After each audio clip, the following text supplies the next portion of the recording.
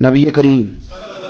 صلی اللہ علیہ وسلم فرماتے ہیں کہ ایک صحابی حضور کی بارگاہ میں آیا، عرض کی یا رسول اللہ صلی اللہ علیہ وسلم پریشان رہتا ہوں اپنی آخرت کے لیے، اور یہ بھی بڑا اللہ کا فضل ہے کہ کوئی آخرت کے لیے پریشان۔ حضور میں اپنی آخرت کے لیے بڑی پریشانی میں رہتا ہوں، کوئی ایسی بات بتا دیں کہ رب مجھے نجات عطا کر۔ تو نبی پاک صلی اللہ تعالی علیہ وسلم نے ایک ہی بات ارشاد فرمائی، فرمایا تم اپنے رب کے ساتھ بددیانتی نہ کرنا، اللہ تجھے نجات عطا کر دے گا۔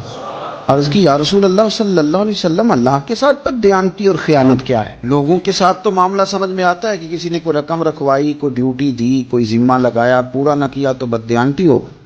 اللہ کے ساتھ بددیانتی کا معنی کیا ہے؟ تو نبی پاک صلی اللہ علیہ وسلم فرمانے لگے وہ کام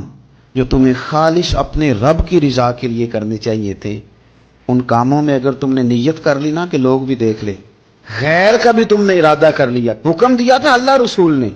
کرنے تھے اللہ رسول کے لیے، اور جب تم نے ارادہ کر لیا نا کہ لوگوں کو بھی پتہ چل جائے میں نمازی ہوں، تہجد گزار ہوں، قاری قرآن ہوں، عامل بالسنہ ہوں، شریعت اسلامیہ کا پابند ہوں، جب تم نے یہ والا ذہن بنا لیا نا تو پھر تم نے اپنے رب کے ساتھ بددیانتی کی، تم نے خیانت کی، پھر تم نے ٹھیک نہیں کیا۔ جب تم نے یہ ذہن بنا لیا کہ لوگوں کو پتہ چل جائے۔ حضرت شاہ منصور رحمۃ اللہ علیہ فرماتے ہیں کہ میرا ایک شخص سے بڑا قریبی تعلق تھا، میں اسے بڑا نیک سمجھتا تھا اور اچھے الفاظ میں اس کا لوگوں کے ہاں ذکر تھا، لوگ اسے نیک ہی سمجھتے تھے، لیکن مجھے کسی نے بتایا کہ وہ بہت ہی زیادہ بیمار ہے، میں تیمارداری کرنے گیا، میں نے اسے جا کے دیکھا تو بڑی اذیت میں تھا۔ میں نے کہا کیا ہوا؟ کہنے لگا حضور اپنے گناہوں کی پاداش میں۔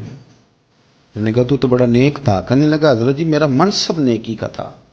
میں نے تہجد پڑھی تاکہ لوگوں کو پتہ چل جائے میں نے تسبیح پھیری تاکہ پیری مریدی میں اضافہ ہو، میں نے سنت شریعت کا لبادہ اوڑا تاکہ میرے عقیدت مند بڑھ جائیں۔ وہ کام جو اللہ رسول کے لیے کرنے تھے انہی کاموں پر میں نے یہ نظام بنایا کہ جس سے خرابی واقع ہونے لگی۔ حضور پھر میں بیمار ہوا، اتنا بیمار ہوا کہ اٹھا نہیں جاتا تھا۔ ایک دن پھر میں نے قرآن شریف منگایا اور منگا کر کے اپنے صحن میں بیٹھ کر قرآن بلند کر کے کہا اللہ مجھے اس کے صدقے شفا دے دے، آج کے بعد ایسا کام نہیں کروں گا۔ رب نے تو شفا دے دی پر میں نہیں باز آیا، میں گویا بیچتا رہا تہجد کو، میں سیل کرتا رہا اپنے وظیفوں کو، میں نے وہ جملے، وہ الفاظ، وہ تلاوتیں، وہ نعتیں، وہ میں کرتا رہا، سیل کرتا رہا۔ پھر بیمار ہو گیا، پھر دعا مانگی، قرآن شریف شروع کیا، پڑھا، سورہ یاسین تک پہنچا، پھر بلند کیا اللہ اس کے صدقے شفا دے دے، وہ بڑا ہی مہربان ہے، اس نے پھر معاف کر دیا۔ لیکن حضور اس کی بار یہ ہوا ہے کہ میں نے کئی دفعہ معافی مانگی، کئی دفعہ توڑی، اب میں نے پھر وہی کام کیے لوگوں کو دکھانے کے، لوگوں کو راضی کرنے۔ ہمارے پلے کچھ بھی نہیں بچتا، جو کچھ ہے وہ دوسروں کو دے ڈالا۔ اس لیے نبی پاک علیہ السلام فرماتے ہیں قیامت کے دن اللہ تعالیٰ کچھ لوگوں سے فرمائے گا جن کو دکھانے کے لیے نمازیں پڑھتے تھے جاؤ ان سے جا کے اجر مانگو، جن کو دکھانے کے لیے تم نے صدقات کیے ان سے کہو تمہیں اجر دیں،